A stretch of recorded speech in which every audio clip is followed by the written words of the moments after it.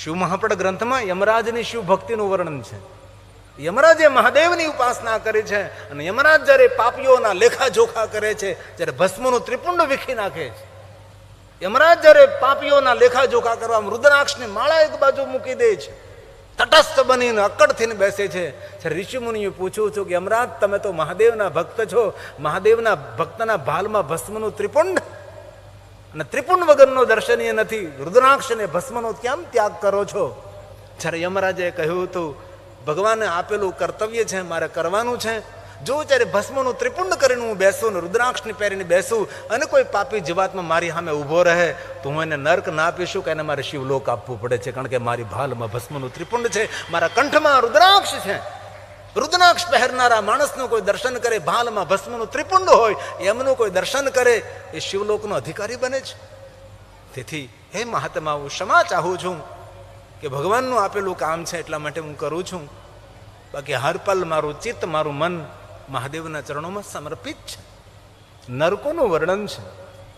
યમરાજ તટસ્થ બની અને લેખાજોખા કરે તેનું વર્ણન છે. યમરાજ નિરંતર મહાદેવની ભક્તિમાં ડૂબેલો રહે છે. એ યમરાજા મહાદેવનો ભક્ત છે. અને કોઈ મહાદેવનો ભક્ત હોય, પોતાની જીવન યાત્રા પૂર્ણ કરીને જાય છે ને, ત્યારે તેનું સન્માન શિવ તો કરે, શિવગણો કરે છે, પણ શિવ ભક્તનું સન્માન પહેલા તો યમરાજા કરે છે.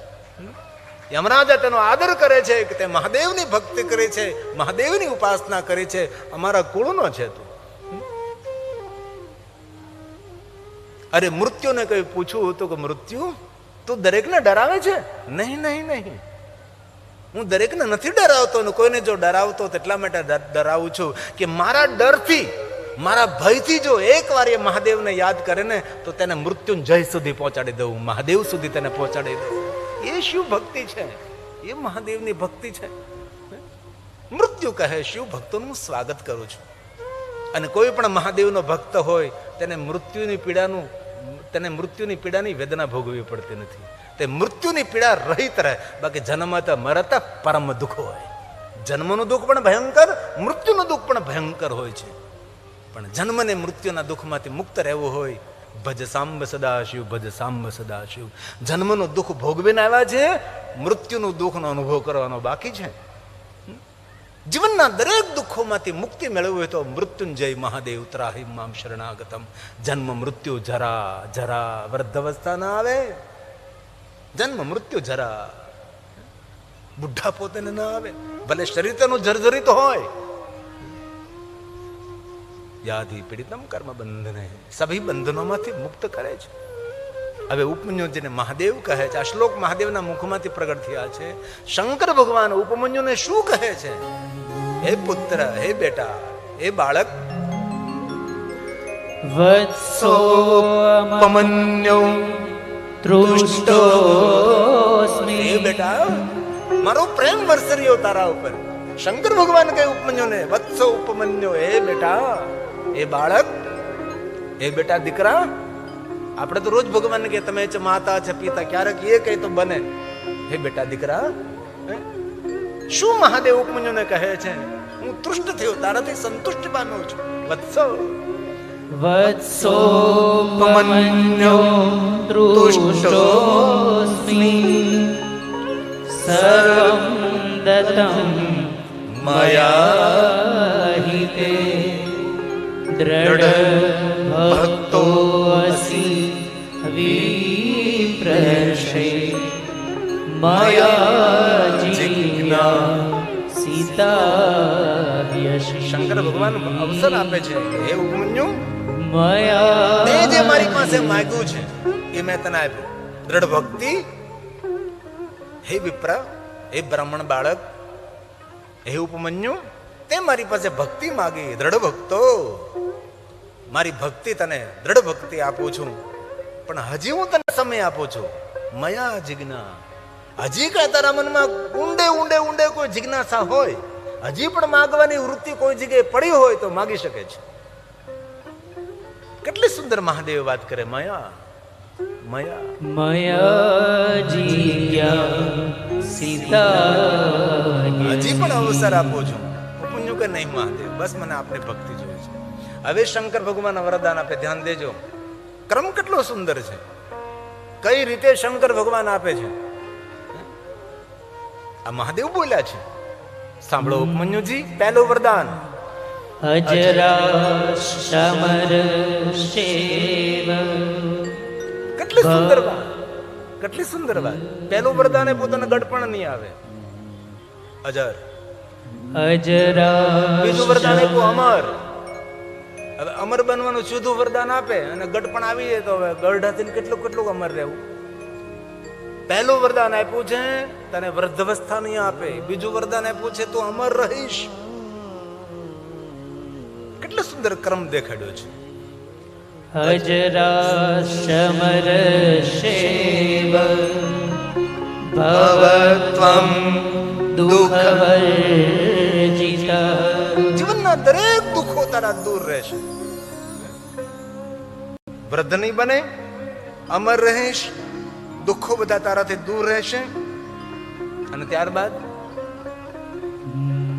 યશસ્વી તેજસાયુ. યશ, મોટી કીર્તિ મળશે.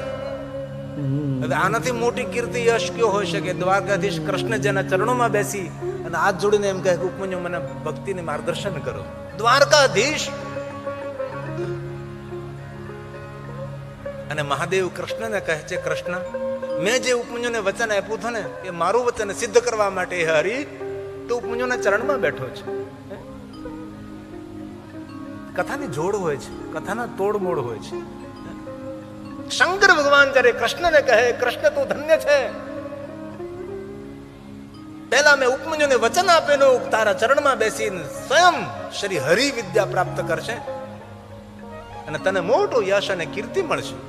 હવે કૃષ્ણ ભગવાન જેના ચરણોમાં બેસી અને વિદ્યા મેળવતા અને ઊંચા આસમરે બેસીને ઉપમન્યુજી જેને સમજાવતા હોય એનાથી મોટો યશ કો હોઈ શકે છે?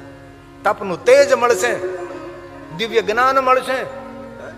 આ શંકર ભગવાને ક્રમશઃ વચનો આપ્યા છે. યશસ્વી યશસ્વી તેજસાયુક્તો દિવ્ય જ્ઞાન સમન્વિતા. દિવ્ય જ્ઞાન સમન્વિતા. દિવ્ય જ્ઞાન સમન્વિતા. ભગવાન મહાદેવજી ઉપમન્યુને કહે છે, ઉપમન્યુજી તારી ભક્તિથી પ્રસન્ન છો બેટા, તારી દ્રઢ ભક્તિથી પ્રસન્ન છો. દિવ્ય જ્ઞાન, યશ, કીર્તિ, તવમ દુઃખ વર્જિતા, અજર, અમર, માન, સન્માન, વહુમાન. તું જે માગે, તારા મનમાં જે કલ્પના હોય બધી જ કલ્પનાઓ સાકાર થશે. બેટા સાંભળ, તારા માટે દૂધનો સમંદર બનાવું, દહીંનો સમંદર બનાવું, ઘીનો સમંદર બનાવું. તું જે કલ્પના કરે વસ્તુ તારી સામે હાજર થશે. માલપુઆ બોલો તો માલપુઆ. ભગવાન શંકરે વચન સિદ્ધિ આપે છે, જે બોલે તે થાય.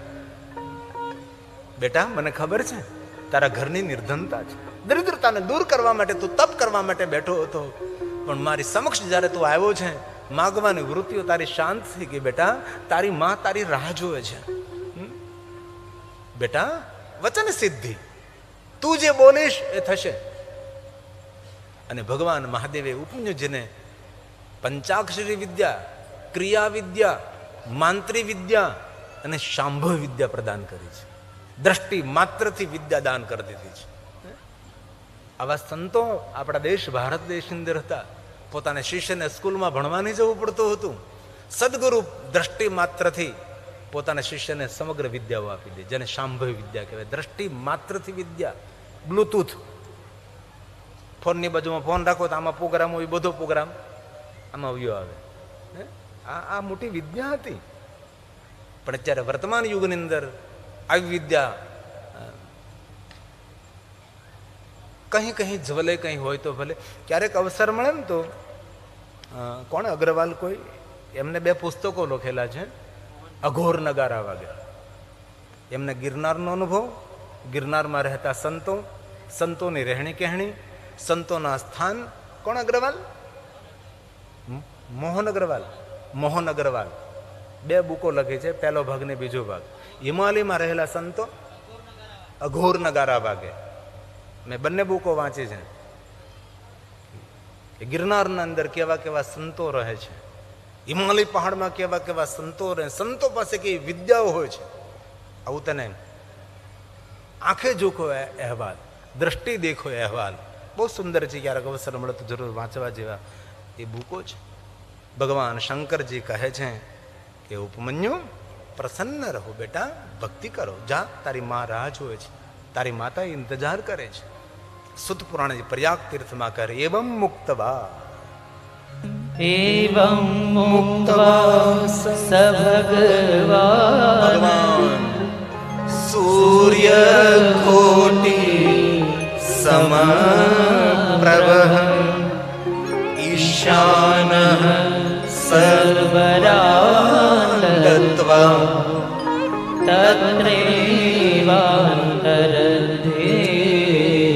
अंतर्ध्यान थया, अंतर्ध्यान थया,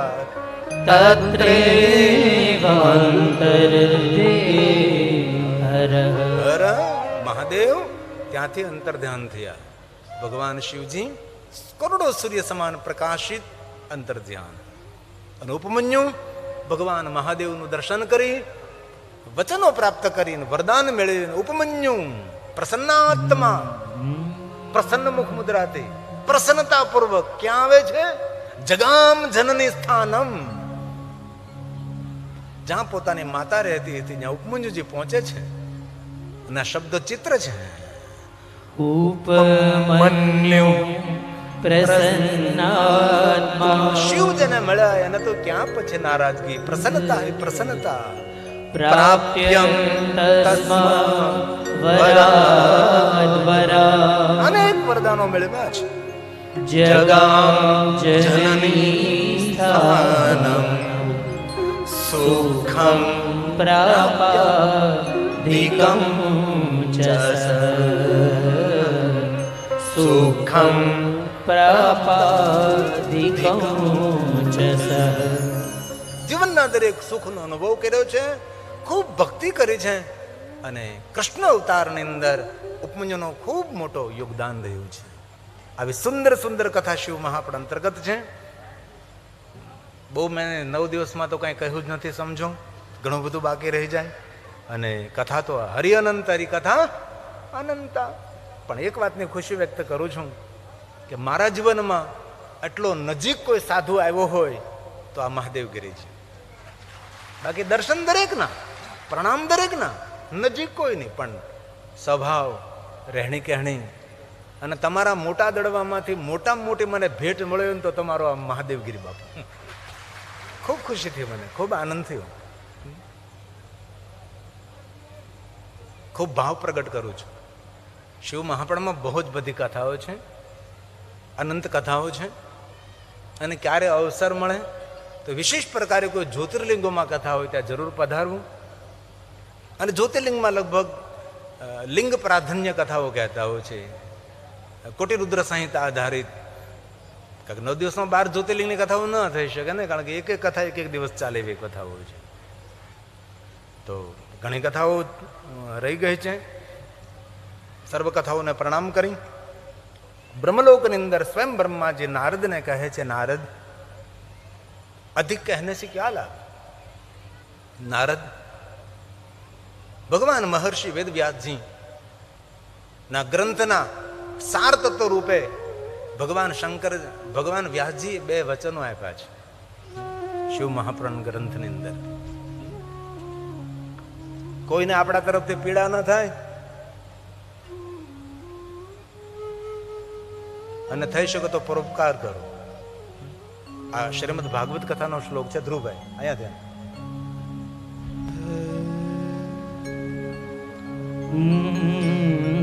અષ્ટાદશ પુરાણેષુ, આ શ્લોક શિવપુરાણ ગ્રંથનો નથી, શ્રીમદ ભાગવતનો છે.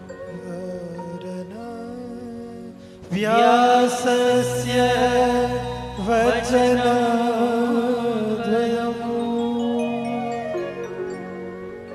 નિષ્ક્રિયતા.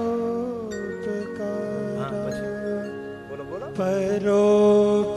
પરોપકારાય પુણ્યાય પાપાય થઈ શકે તો બીજાનું સારું કરો, કોઈનું ખરાબ ન કરો. પરપીડનમ 18 પુરાણનો નિચોડ એ છે થઈ શકે તો કોઈનું સારું કરવું, કોઈને આપણા તરફથી પીડા ન આપે.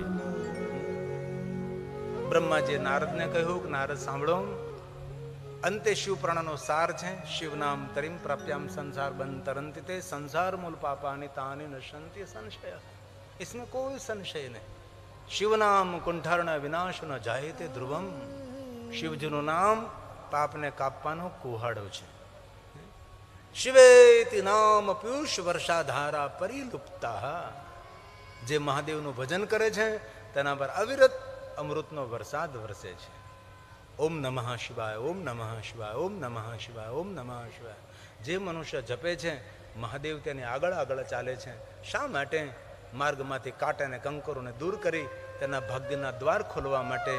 જે માણસ ઓમ નમઃ શિવાય, ઓમ નમઃ શિવાય બોલે છે આગળ આગળ મહાદેવ ચાલે છે. અને જે મહાદેવ મહાદેવ મહાદેવ મહાદેવ મહાદેવ ભજે છે મહાદેવ તેને પ્રેમ કરે છે. કેટલો પ્રેમ કરે છે? તાજું જન્મેલું ગાયનું વાસરડું હોય અને ગાય માતા પોતાના વાસરડાને જેટલો વહાલ કરે છે એટલો વહાલ મહાદેવજી મહાદેવ મહાદેવ મહાદેવ મહાદેવ બોલનારને કરે છે. અને જે રીતે ગાય માતા પોતાના વાસરડાની રક્ષા કરે, તાજું જન્મેલું ગાયનું વાસરડું હોય અને આપણે લેવા જઈએ તો ગાય માતા શું કરે? માથું મારે, રક્ષા કરે તેને. જેવી રીતે ગાય માતા પોતાના વાસરડાની રક્ષા કરે છે એવી રીતે મહાદેવ સ્વયં મહાદેવ મહાદેવ બોલનારની રક્ષા કરે છે. કોઈ જગ્યાએ ગાયને દોરી જવી હોય તો ગાયને દોરવી પડતી નથી, પણ વાસરડાને દોરી જો એટલે વાસરડાની પાછળ પાછળ ગાય માતા જાય છે. જે રીતે તાજું જન્મેલું વાસરડું હોય ને તેની પાછળ પાછળ ગાય માતા જાય છે એવી રીતે મહાદેવ મહાદેવ મહાદેવ બોલનારની પાછળ પાછળ મહાદેવ નિરંતર જાય છે.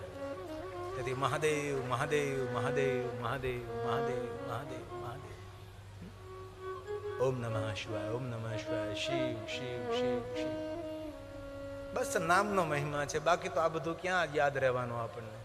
કલયુગ કે કેવલ નામ આધારા. સુમેરી સુમેરી ભવ ઉતરહી પારા. નહીં કલી કર્મ ને ભગતિ વિવેકુ. રામ નામ અવલંબન એકુ. ઉલ્ટા નામ જપે જગ જાના. वाल्मीकि भई ब्रह्म समान. नाम लिया उसने सब कुछ किया सकल शास्त्र का भेद. बिना नाम नर के गया पढ़ पढ़ चारों वेद.